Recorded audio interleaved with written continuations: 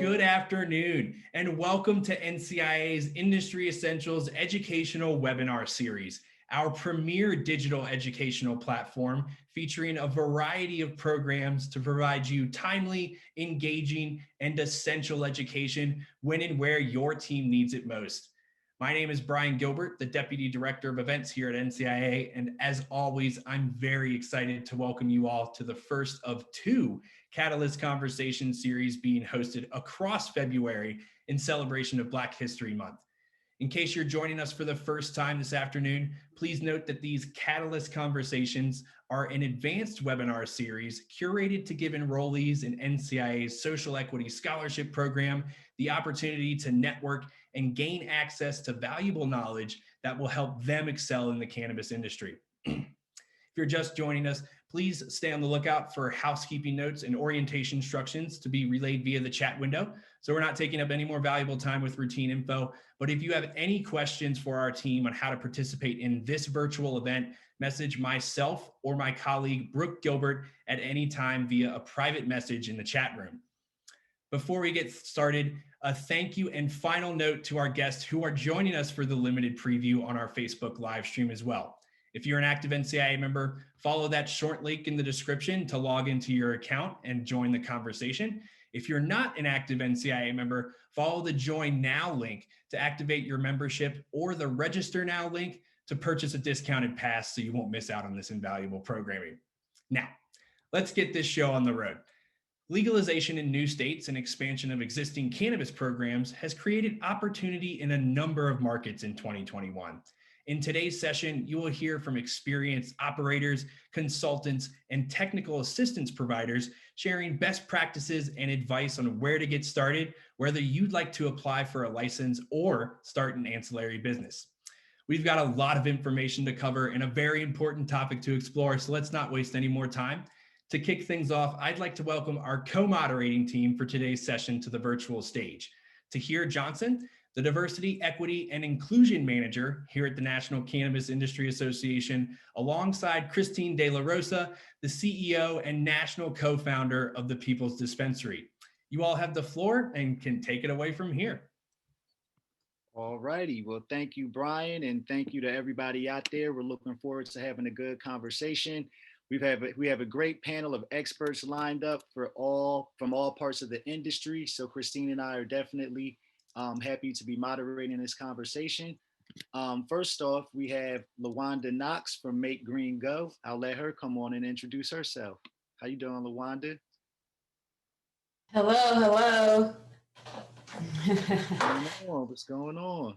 I'm just so happy to be here right now. So hello everyone. I am Wanda Knox. I am the CEO of Make Green Go, and we provide technical assistance through the social equity programs for the city of Oakland, the city of Fresno, and the city of San Francisco. And our expertise is business development.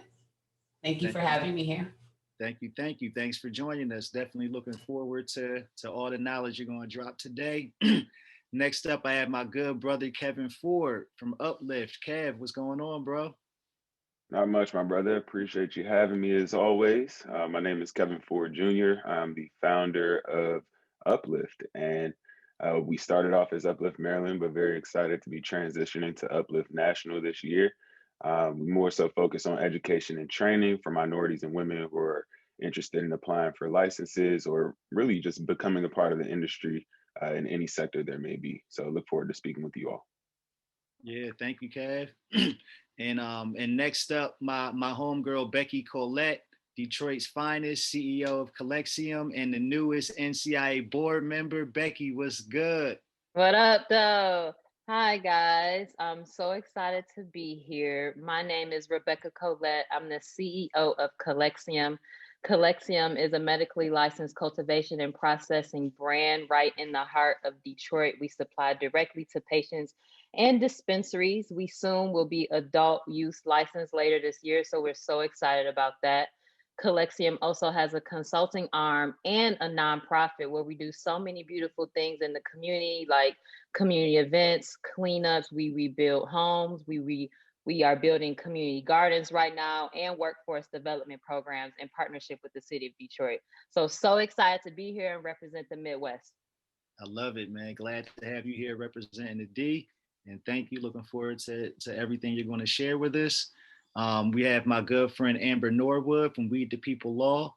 Amber, what's going on? Oh, I mean, sorry. It's all good. Okay, sorry. Let me turn my camera on. Sorry. Oh, they'll just start camera. Okay. Hi, good morning. Can you hear me? Yep, we can hear you. Okay, good morning. Hi, I'm Amber. I'm the co-founder of We the People Law, which is a consulting firm that helps clients prepare for all aspects of the licensing process. And that means we help clients ranging from business formation to strategic partnerships, application writing, packaging, and submittal. I've been focused solely on the licensing and compliance aspect for the past 4 years. And to date, I've submitted well over 100 applications and have won clients over 80 plus licenses in California. In addition to We the People, I also sit on Element 7. I am the Chief Compliance Officer. Element 7 is a virtually integrated operator that will have over 30 operations in California. I'm excited to be here and answer any questions that anyone may have as it relates to licensing and compliance in the industry. Thank you. Thank you, Amber, so much different, great experience to be able to share with us. And just so you know, we can hear you, but we still can't see you. Right. And last but not least, my co-host, the amazing Christine De La Rosa, CEO of the People's Dispensary and the chair of our Diversity, Equity, and Inclusion Integration Committee. Christine, what's up?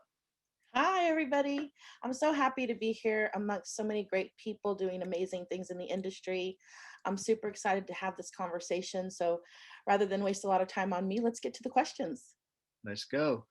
Well, first, as we talk about one thing, just to set the stage for everybody out there, I think it's important to recognize as we look at cannabis, it's a multi-billion-dollar industry, multiple different opportunities. As you see here, and our speakers will tell you, there's not just opportunities. We have people that are operators on the plant touching side, like Becky and Christine, but also as you see people like Wanda, Kevin, Amber, who have built businesses in ancillary and also help people build some of those other types of businesses. So as we look at an industry that's projected to be worth over 40 billion by 2025, we want to make sure that you're prepared to be in the industry, whatever that looks like. So, first off, would somebody want to talk about, what are the different license types for people, just to be able to start off there?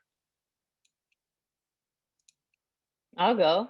You got I it. know this part. Mhm. I can speak to Michigan. So in Michigan, we have 5 different license types. We have cultivation, growing. We have processing, which is taking that raw product and processing it to an oil or edible form. We also have provisioning centers, which are retail dispensaries, which most people know in the cannabis industry. That's the place you go and buy product. We also have safety and compliance, which are the facilities that test our raw product, test it for heavy metals, mold, all kind of BS, but also for THC percentage, and other cannabinoids. And then we also have transport, secure transport. So working with cultivators, processors, and dispensary owners securely transporting money and product in secure vehicles. So that's Michigan. I know there's some other license types like delivery in California, so maybe West Coast, but we don't have delivery licenses yet here in Michigan. If you want to deliver, you have to have a retail license. So, and I guess, go ahead, Wanda. Oh, I was just gonna say. Yes, absolutely. So we do have a lot of overlap with what Rebecca said. We do have delivery, which is good because it's a lower capital to get started.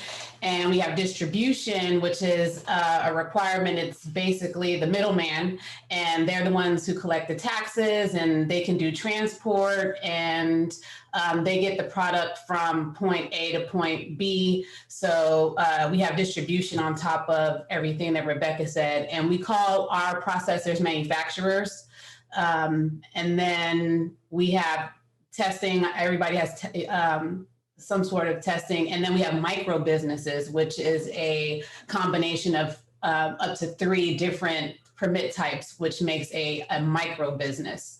So that could be like retail, cultivation, and distribution. So those are some of the differences. Kevin, is there anything different in Maryland that's going on in terms of the license types, or maybe a license type that's labeled differently? Because we know like in Michigan, there's transport, but we call it distribution. What's going on in Maryland? Yeah, so in Maryland, we have growers, we have processors, we have dispensaries, we have independent testing labs. They also just late last year started registering ancillary businesses to be actually controlled by the commission. And then one other license type that really comes up to the top of my head that we didn't mention already is education and research licenses. Oklahoma is one of the first states to roll that out, but even still today, I don't think they have any education and research licenses that have actually been given out. But that's actually something that we've been advocating and lobbying for here in Maryland as well. Oh, I'm sorry, go ahead. Sorry, Christina. I left one off. Our newest one is the Cannabis Event Organizer license. Like, how could I forget that one? Yeah, and that was really excited because it actually has the lowest capital, the amount of money you need to get started. So that Cannabis Event Organizer's license, we should circle back to that one for sure. Absolutely. But one of the things I wanted to talk with Amber about, because we've now heard from 3 different states. All of the states are using different language. There's very few overlap in the languages. And so if you're new coming into this business, what would you suggest, Amber, is the first thing that we should be doing, trying to understand whether we want to be in the cannabis business or whether it's something that we can do in terms of trying to figure out all of the different languages? What should we do as a new entrepreneur? That's a great question, Christine. I think as a new entrepreneur coming into the cannabis industry, it definitely goes back to your passion, what your passion is, and see if you can tie that into our industry. I'm not on the plant touching side. I have an ancillary business, so I just provide consulting, but my clients are plant touching. I like to do consulting. I've been in the law industry for like over 7 years, and I kind of tailor myself into an aspect of the industry where I can still use my law background and apply it to the cannabis industry. So I think people should really take a deeper dive into themselves and see like what they like to do, what their passion is. And then from there, kind of stem and see what opportunities, that are available like in their areas. Like in different states have different opportunities. Some are medical only, some are medical and rec. Some of them have very thick regulations and like barriers to entry, like states of Florida, California, Massachusetts. So I think it's a lot of research. You have to do a lot of research when you get into any industry, especially in the cannabis industry. We have a lot of laws, we have a lot of regulations, we have a lot of red tape, we have a lot of gray areas, which is where consultants and attorneys and people that are already operators in the industry can help you out. But I think people really, I've seen all of these ordinances and all of these like Pennsylvania's ordinance that it has, and it's heavy. Like the things are heavy, and not everybody goes to law school and wants to read all that heavy material. But I think if they have like a solid, thorough like understanding, like a blanket understanding, and then if they can reach out to certain people or certain groups, in their states or in their cities to give them more information, I think that would be the best path. But I think it really lies on what's available in your state, what's available in your area, your understanding, and then from there you kind of slowly branch out and see what you're actually capable of, because this industry requires a lot. It requires a lot of blood, it requires a lot of sweat, it requires a lot of money, it requires a lot of perseverance. So you really want to make sure that you're actually committed to doing and going, joining, the legal cannabis industry. And, I would say to follow that up, Christine, I have a question for you, because this is something that you and I have spoke about. Like once you decide that you do want to get into the industry, right? We know there are all these different license types, but for example, you've built a successful retail business, but you're learning about how cultivation or some of those different points around the supply chain can be, more valuable. Could you talk a little bit about like some of the things you wish you knew early on, like in, in making that decision? Sure. I'll tell you first off, I wish I was Rebecca, who has a cultivation and a manufacturing license. One of the biggest things that I think is a real detriment, especially to people of color and Black people coming into the industry, is that we're kind of sold a bill of goods that retail is the place that we should be because it's easier, right? And I'll have to be honest with you, when we started in 2016, I thought that too. I thought, well, I don't know anything about manufacturing and I can pick the best bud from a harvest, but I don't know how to grow it. I don't know how to do distribution. I mean, I can drive a car, but there's more than that. So there's all this stuff that you're sort of, it's in your mind that you don't know. And what we have found out and what I know now is that I could have learned it. You know what I mean? Because having a retail shop doesn't really matter if you can't get the supply. And so if we don't control our own supply chains as people of color, as women-owned businesses, then really we're going to be at the mercy of large corporate and their supply chain. And so when I say I'm really excited about Rebecca and what she's doing in her company and other people that are doing manufacturing and distribution with their companies, is that they weren't afraid of that. And so now I'm having to go back and really reevaluate what kind of licenses I want to get. So I would tell people who's starting out, retail it sounds sexy, but it's really hard. And I'm not telling you not to do it, but I'm telling you to also do the distribution, also do the manufacturing. And if you have somebody in your group that's cultivation, also do that as well, because we learn from each other every single day. You don't know how to grow something. I'm sure Rebecca wouldn't mind you coming and looking at her cultivation and talking to you about it. And that's how we grow. It's like everybody growing together, we rise that tide because, that's so important. So that's the thing I wish I had not been afraid of all of the other licenses, which I am now. I'm not afraid anymore. Rebecca, did you have something? Yeah, I was just going to add on, like, in addition to look into cultivation and processing, for instance, just look at the complete supply chain. Look at how many licenses they have in retail already. If they have all these retail shops already, for instance, in Detroit, that was the scenario. They had all these retail shops, but when I looked and saw how many licenses they had on the wholesale, on the manufacturing and cultivation side, the percentage was extremely different. So I would just encourage people to look at the full supply chain and look and see the competition in those respective verticals. Look and see how many other retail shops are out there. Do you really want to open the 201 dispensary if there's already 200 instead of opening the number 5th grow? I mean that because it's public information. You can look up licenses, so look it up. I mean, Wanda, you can speak to that, having just gone through the Fresno applications, right? Yeah, I mean, absolutely. I mean, first, if you can shadow another cannabis operator, that would be the way to go. I mean, I know we're like in COVID, but it would be nice if you could, in terms of mentorship and because I'm like a visual person, so I got to see it. And so, like maybe even going to a delivery or even visit your dispensary if they are around, or travel to one. And then like you already mentioned cultivation and everything, but bringing it back to like the city of Fresno, for example, where it's limited, it's a cap on the number of licenses. They're going to allow maximum of 8 for equity. 4 was for going to be retail, and the other 4 is going to be for non-retail, which would be the cultivation, distribution, manufacturing that we talked about.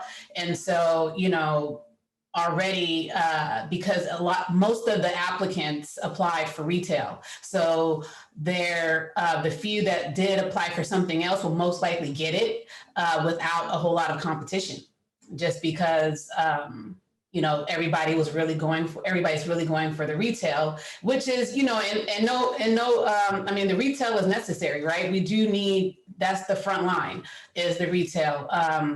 But because there's no delivery option there in that area, even if they wanted to not have a storefront, still need to apply for just retail as a storefront, even if they're going to operate as a delivery. So, there's doing the research, like everyone's saying here, is never too early to start your business plan, because that's where a lot of that research that you're going to do is going to tie into your business plan.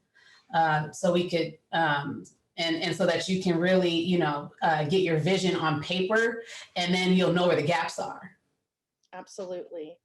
Now, I just want to do a really quick pivot, if that's okay with everyone, hopefully, and talk to Kevin about the education programs and all of the things that you're doing with Uplift, because I think one of the things that we were missing in 2016 was that education. We were just kind of flying by the seat of our pants and hoping we got it correct, right?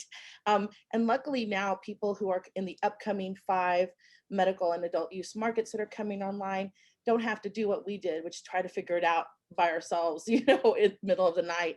Talk to us about what's available to people that want to learn more before they decide that they want to apply.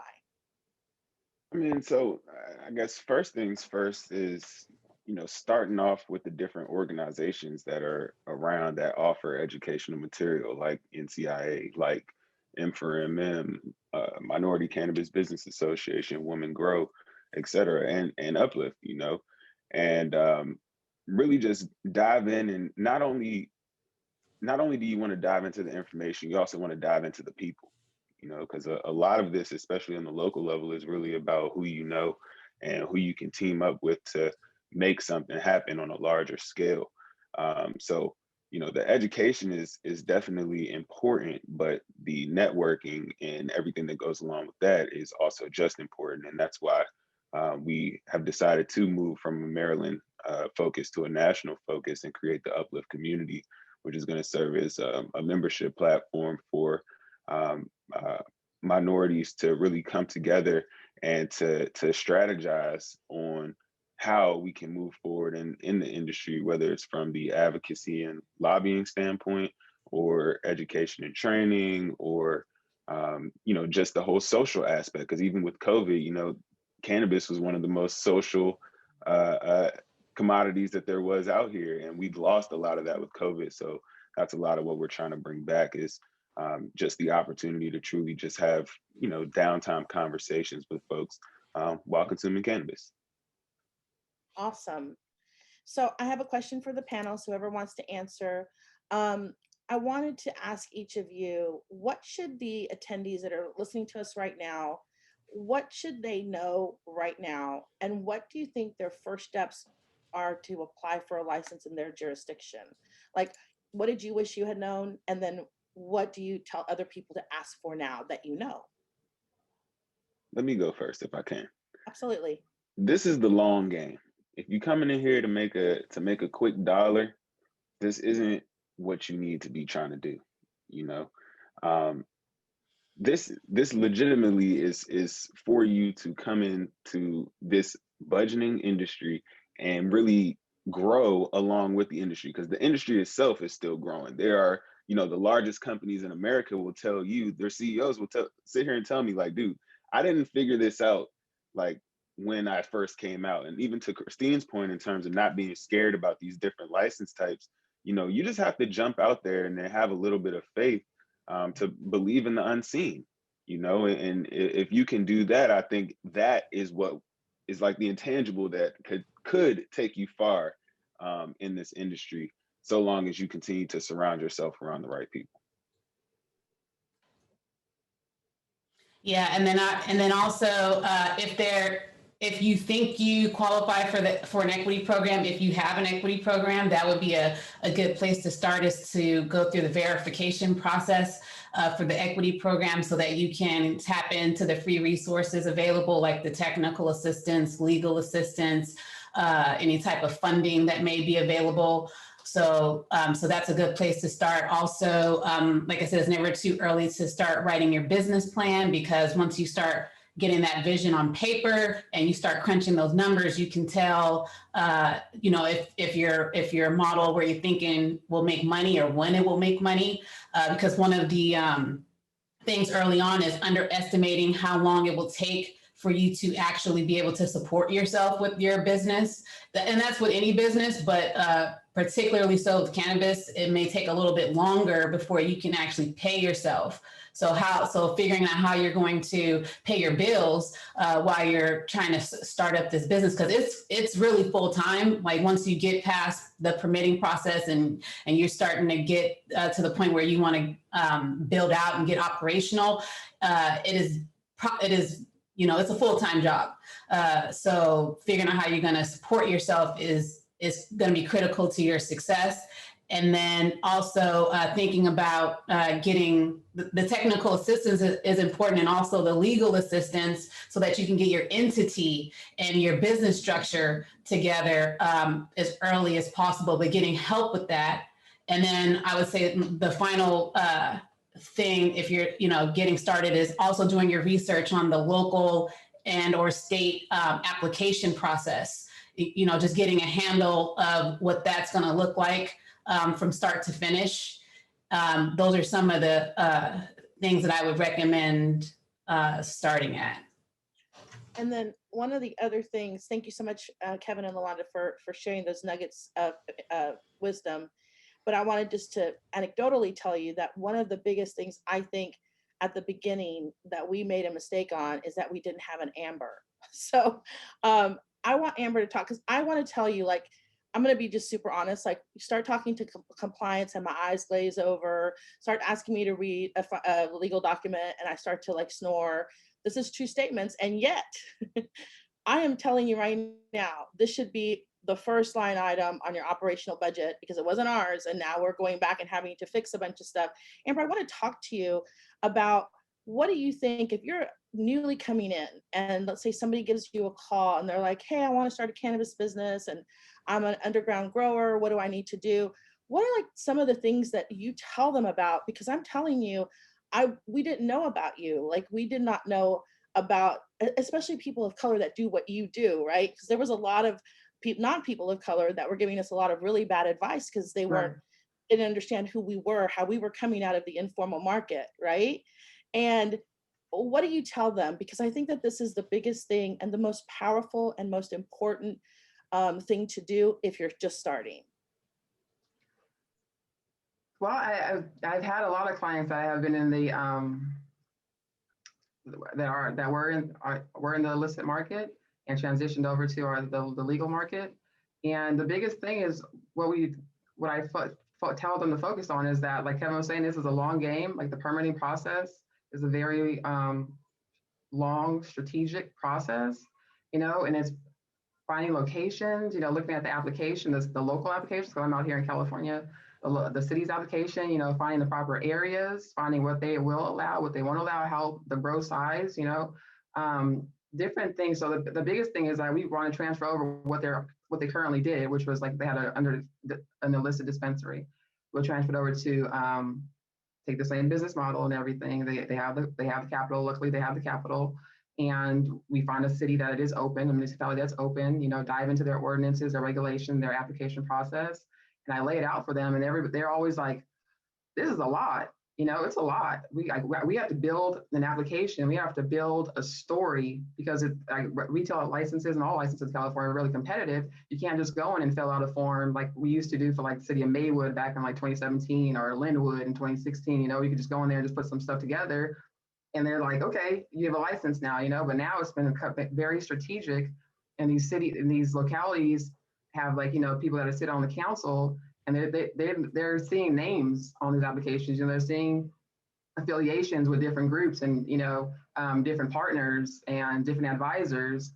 And so it's slightly becoming a little political, actually. So it's very important to network and have a positive, reputation in an area, or have people that have like positive reputation that we can kind of nudge to kind of give us it's sad, but that's just the truth. We have to nudge some of these, officials and planners, and, we have to do what we have to do. I want my clients to get licensed. So of course we do everything legally, but this is the cannabis industry, it's still anybody's game, and we play to win, and we do what it takes to win. And it's really important that they understand that this is a long process. They might get a license, they might not get a license, it's a gamble, but you have to understand that networking and having a solid team, a solid vision, a solid plan, like Wanda was saying, and having your business plan, you can't thorough, because I asked them, I said, well, who's going to be your master grower? Who's going to do your distribution? Who's going to do this? They're like, oh, my cousin and my brother and this. But I was like, well, we can't just put your cousin, your brother, and, Ray on the app. Like, we can't do that. We have to have, people with, Ray could be on the app as long as Ray's background checks out, things like that, because we have to let the city know that you are capable. You come from solid backgrounds, we don't have any like issues that they might raise a red flag. You know, you're bringing money to their city. They want the money, but we have to present the best package possible. If Ray Ray can't go on the app, then he won't go on the app. Got it. Awesome. Well, thank you so much for that. I wanted to, so we've gotten through let's say that we're an applicant. We've done our social equity verification, like Wanda suggested. We've talked to Kevin and all of the other organizations he talked to, so we could learn as much as we could. We've contacted Amber to do our first free consult so that we can like see how we can afford her and all the things. And so we're over here, we've applied for a license. We've gotten the license. And Rebecca, I'm going to throw this to you. What was the next thing you did after you had your medical license? Like, what was the very first thing as a small business owner that you were like, I got to do this right now? Yeah. So the first thing is depending on where you are, there's phases. So the first thing we did was really go through construction, and that is a whole process in itself with managing that team and then managing timelines.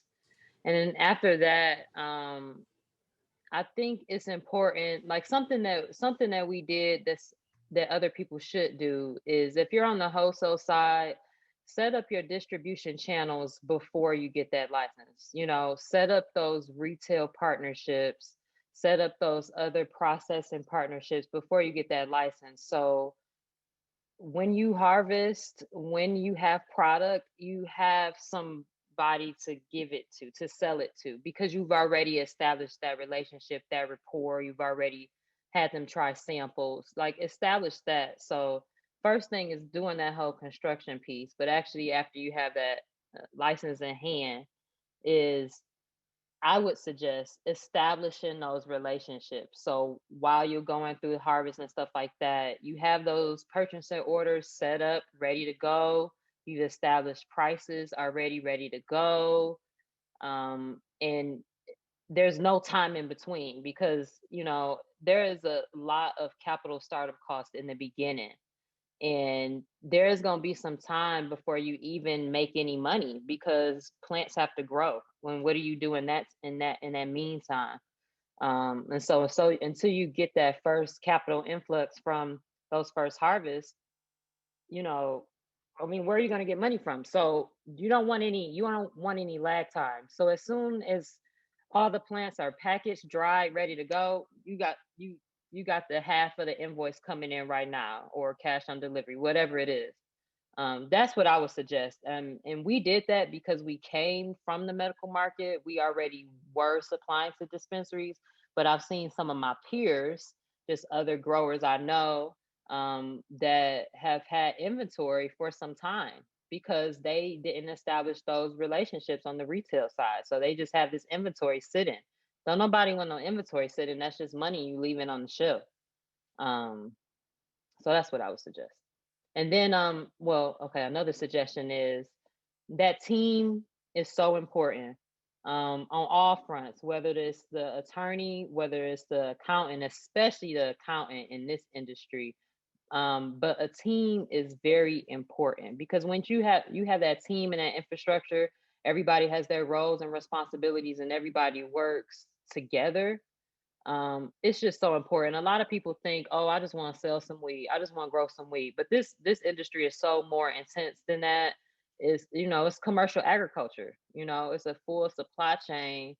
And as an owner, you need to evaluate that full supply chain and put people in roles to support that full supply chain. And you know, Becky, and I think that's so great, because I think one of the things that people miss out on is that, like you said, after you apply for a license, you really have to operate the business, right? And like, even so, what you said, getting capital was one of those parts that was really important to it. Could you talk a little bit about that process of, like, you know, how you acquire capital, and then also how you can, you know, how you make sure that you were, you know, just did your due diligence and who you got that from, and retained ownership? Yeah. So in cannabis, you have to be very creative. You can't go to Bank of America and get an SBA loan because of the federal Schedule One-ness of this drug. So you have to be really creative. There are also restrictions on crowdfunding, but like Christine and I have talked about in the past, there's ways. You just have to be creative and have a great attorney on your side to give you that advice with SEC compliance, etc. So we were very creative in doing some crowdfunding with some one or two equity investors. But what's also really important to mention is that, in my personal opinion, one of the most important things in the cannabis industry is real estate. So we knew this going into the industry. We knew that real estate is scarce in green zones, whatever they call it in other states, green zones, places you can have plant touching facilities. So after you acquire that real estate, you then are able to go get more hard financing from institutions, because you can get a real estate loan, you can get a construction loan, you can get an equipment loan, and all these things don't include the plant, which means there's more opportunities for you to go out there and get a loan. Just like if you were to open a restaurant or any other type of business, you could get a business loan. So that's what I would suggest, is definitely some bumps on the road. And even in us raising right now for adult use, it's some bumps in the road that I've had to figure out. But once I figured out that real estate was really the game, like that's what these institutions want. They want that collateral to be real estate. They really don't care how many plants you're growing. The institutions care about that real estate, especially when it's tied to approved permits, site plans, a license. That building doubles or triples in the value just because it has that cannabis permit attached to it. So now you have collateral.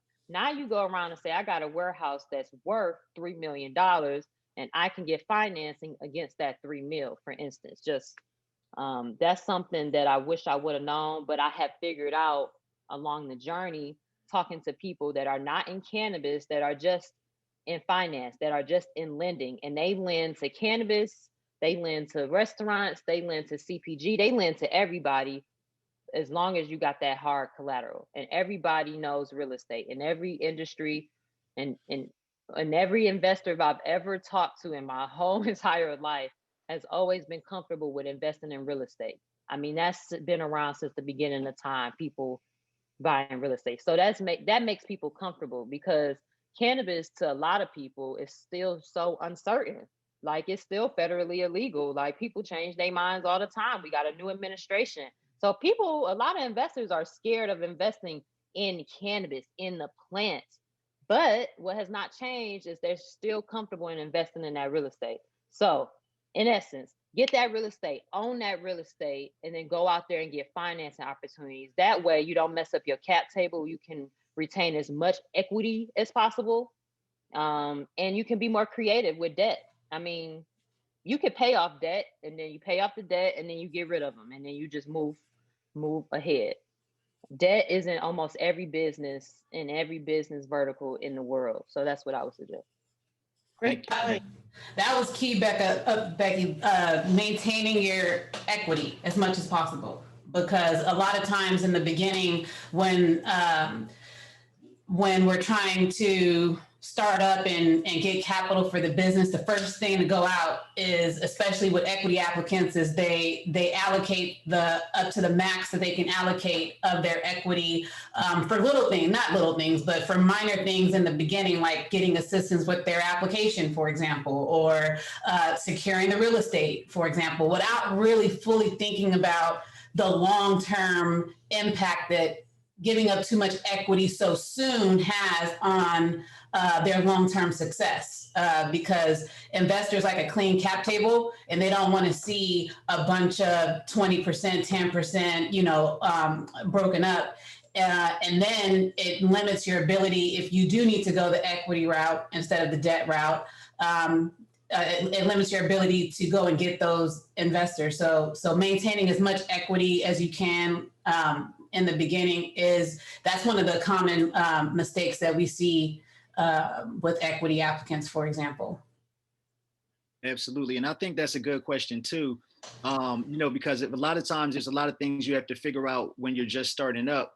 But Christine, I think I have a good question for you as somebody who's been operating for a while, right? And even thinking about our social equity scholarship program, you know, for you as an operator, once you've been successful and you think about you want to start scaling your business up or even expanding into other markets, because you've done that with the People's Dispensary, you know, what is that process like, and what are the steps you should take? Well, you know, that's a difficult question. Once you try to scale up, like I've mentioned before, we have outstanding licenses in LA. We just finished our second phase for Fresno. We have outstanding license applications for Chicago, which is now embroiled in a lot of lawsuits. So one of the things that we've really started to think about is pivoting towards making partnerships with people in other states that already have licenses, so that we can figure out a way in which we can work together with them. And we're also looking at a lot of the different locations that are coming up, like Arizona. Looks like New Mexico is going to go adult use soon. We're looking at even South Dakota. We're looking at different places. And then the other thing that we're doing is we're also partnering with a lot of the tribal nations in the country, because some of them have sovereign land. So it's better for them. They don't have to go through the same application process that the rest of us have to go through, and not as being, you know, extractive and putting our dispensary on their property, but really being integrative and saying, how can we help you put a dispensary on your property, on your land? I think that's one of the things that we have to really consider, because there's so few of us. I think it's 4%, maybe 5% of the entire cannabis industry is owned by people of color and Black people. So we have to stick together, and we have to work together to bring everybody up and to help everybody get what they need in the industry nationally. I do believe that the MORE Act will get passed this year or next year, but before the next Senate hearing. So we have to mobilize together, whatever we have. Even if you have something like a little bit, I have a little bit, but I have a lot of knowledge. So I want to make sure we share that knowledge with everybody, and our little bit where we can. And so I think that that's my strategy for growing the company, is basically to grow the company with everybody else, so that everybody's growing their company at the same time, and that we have a larger foothold in the cannabis industry. Absolutely. And I see we have about 15 minutes left, so it's probably a good time for us to jump over into the chat. One question that I see in particular that I think is a great question. I see LaWanda teed up to answer this, but I'd also like to get some feedback on Kevin, because I think you can speak to this from personal experience. So LaWanda, you can answer first, and then Kevin, you talk as well. But it says, I see resources for first-time social equity applicants, but what about those who are not successful the first time? And I think, Kevin, you can speak to this, because, you know, in Maryland, where you started out wanting to, you know, apply for a license, but, you know, you didn't stop, right? You pivoted and still kept Uplift going. So if you guys could just both speak to, like, what do you do if you don't win?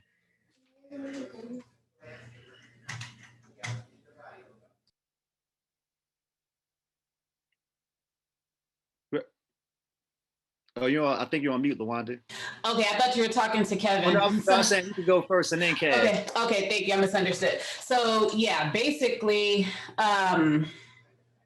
so number one, there's the ancillary route, right? So if you try to get a permit and then you were unsuccessful at it, you can go the ancillary route. You can also partner. So let me first talk about partnering. So there's other folks that got the permit and that you may know, and there might be an opportunity for you to like share your resources or consolidate resources and work together. So I promote that a lot with equity applicants. Even if they did get their permit, they still may not have gotten the resources they needed to get up and running. And so I recommend that they partner with another equity or non-equity applicant and share resources. So partnering. Then there's the ancillary route, where like Rebecca was talking about, you need to round out your team. So like some operators may be really good at making their edibles, but they may not be good at like metric, or the record keeping or the bookkeeping. So like, I kid you not, like they're working with equity applicants. They are always asking for help with sales and marketing or branding, like a website.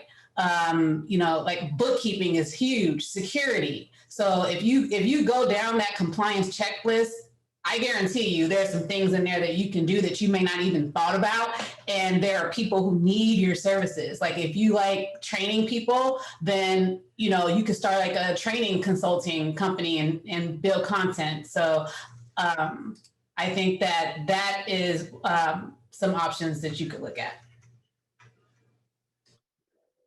Yeah, and I guess it's funny because when we first started Uplift, my whole mindset at first was, hey, I want to become an operator. But at the time, there was no opportunity in Maryland. They had just issued the first round of licenses. And then I sat there and said, well, I'm smoking this good cannabis. How can I get other people to smoke like me? So I started Uplift, first of all, just to do patient certifications. And then really changing up from there was an opportunity to apply for a grant for the education and training side of it. We applied for that and we won.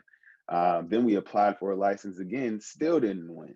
And one thing that's not really talked about as much in terms of getting licenses, but is a method that is used more so by the corporate entities, is acquisition and mergers, mergers and acquisitions, M&A deals, and actually going and acquiring a license that might already be operating, and whether they're not doing well or whether they, they're ready to just get out the game. They got their quick couple of dollars that they wanted. There are opportunities out here to actually go and purchase licenses as well.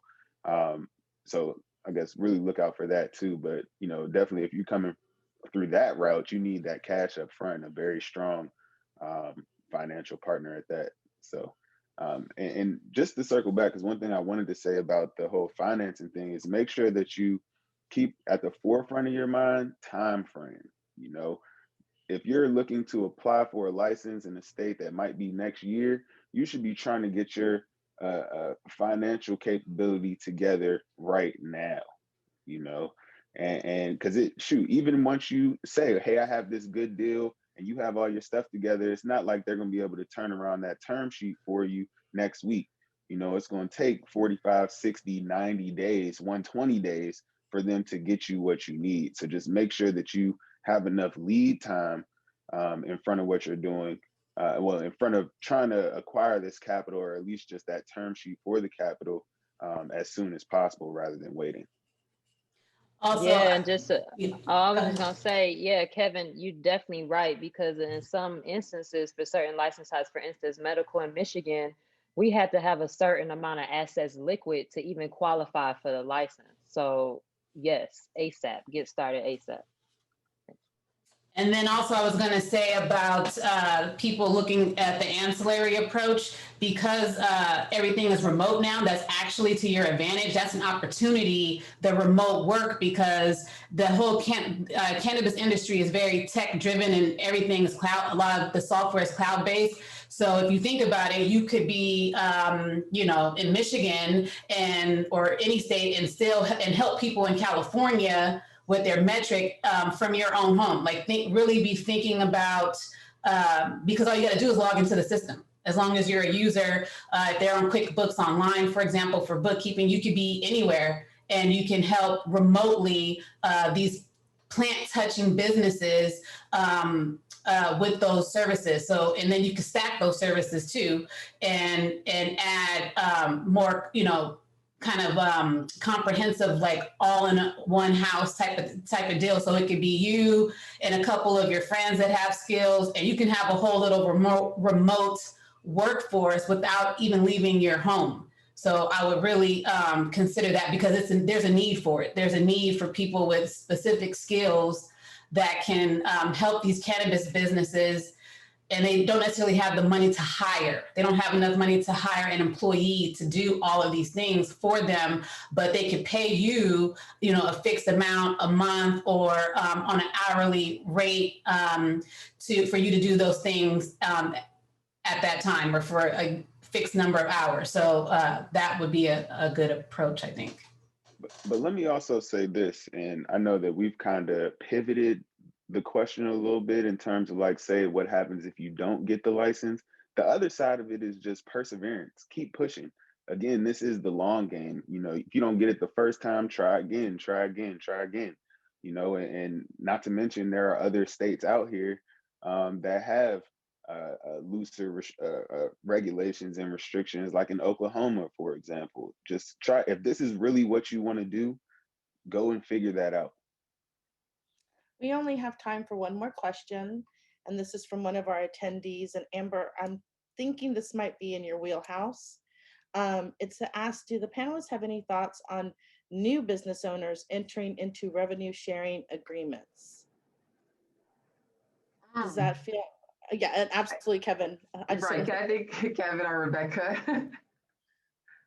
Okay. So, well, so revenue sharing agreements, I mean, they happen, but I think they're more so in the form of what we call either management or operating agreements, where you might own the license, but somebody else is operating, or an event, or in reverse, somebody else might own the license and you might want to come in and be the operator.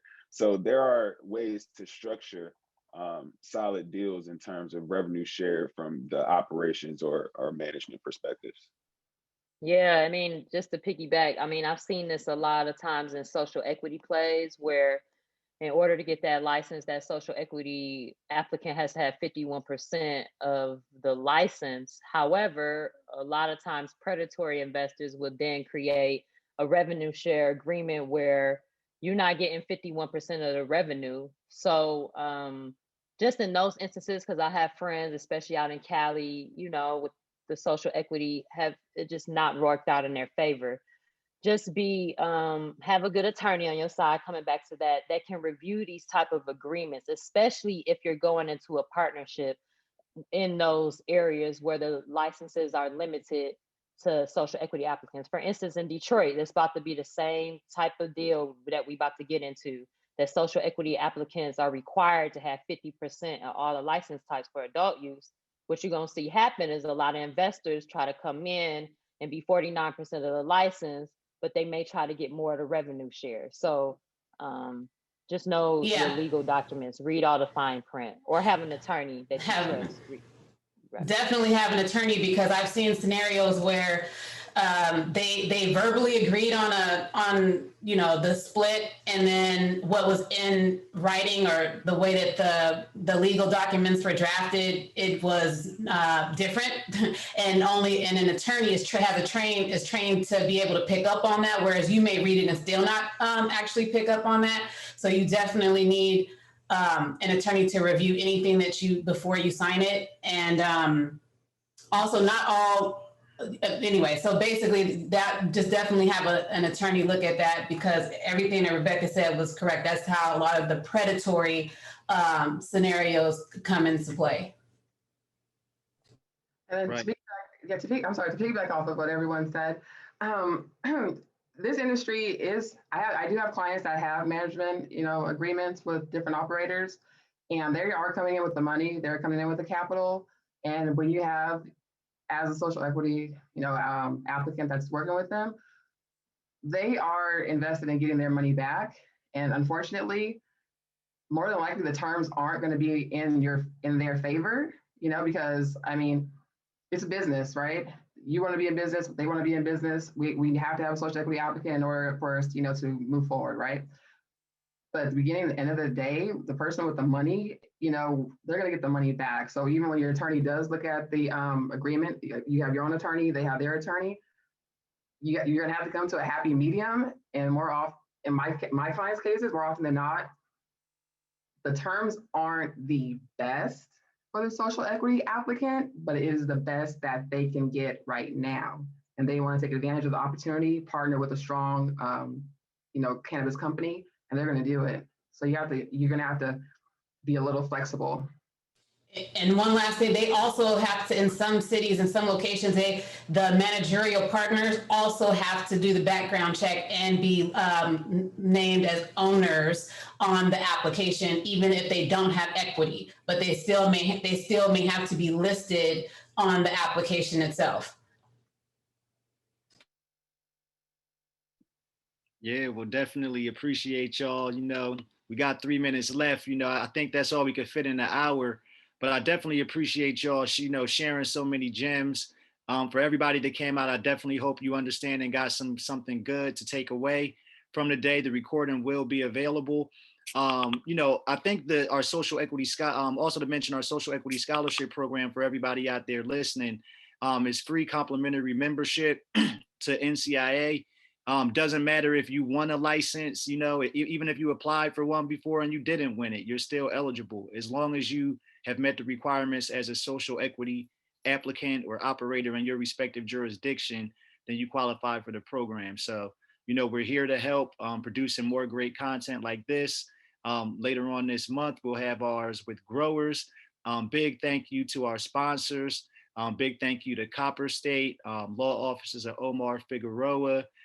Big thank you to Tahoe Wellness and everybody else. So Brian, I'll pass it back over to you. Yeah, fantastic. Thank you so much, Tahir. Just sort of piggybacking off of Tahir's closing remarks here, you all will be provided a PDF of today's presentation. It'll just be the title slides and the contact information slide for your reference. But do note that there will be hyperlinks contained in that PDF so you can directly contact or follow any of the social channels from our esteemed panelists today. So please do follow up on today's conversation. Don't hesitate to reach out to any of the panelists at any time to reach out and ask more questions to follow up on today's conversation. And with that, we're going to transition into sort of the outro of today's program. So please, audience members, do stick around for the next 2 to 3 minutes to get some updates on some upcoming activities that are taking place underneath the NCIA umbrella. And thank you once again to all of our panelists for joining us today and leading that fantastic conversation alongside Tahir and Christine. All right, and as Tahir just mentioned, a final huge shout out and thank you to all the benefactors of NCIA's Diversity, Equity, and Inclusion program, which currently include Forefront Ventures, Greenbridge Corporate Counsel, Tahoe Wellness Center, Copper State Farms, and the law offices of Omar Figueroa. These businesses have taken their commitment to social justice to the next level by providing significant financial support for all of our DEI efforts across the association. You can learn more about these initiatives on NCIA's website by following the short link that you see on the page here. And then you can join the ranks of these pioneering businesses pushing for a more equitable industry today. And with that, thank you all so much for participating in yet again another NCIA Industry Essentials educational webinar. As Tahir mentioned, we do have a number of sessions, including another Catalyst conversation scheduled across the month of February. That Catalyst conversation series in particular is taking place on February 16th. Again, as with today's session, all Industry Essentials webinars are free for NCIA members, and there are a number of discount codes floating around for the later Catalyst conversations taking place later this month. So if you're not ready to take the plunge to membership with the organization, you'll be able to secure a discounted pass for one of those sessions taking place later this month by reaching out to Tahir individually or any of the co-panelists on that session, Black Cultivators in Cannabis. You'll all be directed to an attendee survey after leaving the meeting room. Please do complete that as soon as possible. That will grant you immediate access to our presentation. And do note that all NCIA members receive exclusive 30-day access to a formatted video recording of all of our webinars, first posted in our members-only community platform, NCIA Connect, then posted publicly for the rest of the world to engage with on NCIA's YouTube channel 1 month after the original broadcast. So there are some high benefits to joining in order to engage with this programming in a timely manner. Hope you all have a wonderful week. I look forward to seeing all of you all again next time for another NCIA Industry Essentials educational webinar. We've got a committee insight series session scheduled next week on February 10th. We'll leave all of you all with this end of event credit sequence highlighting the 145 plus member businesses that Tahir has brought into the NCIA community underneath of our social equity scholarship program and all the other members that participated in today's session. As always, during this credit sequence, we'll showcase some audio stylings by our resident musician at our Colorado-based events, KJ Liss, and his Illinois-based musical side project, Indigo Sun. Enjoy, and we'll see you all later next week.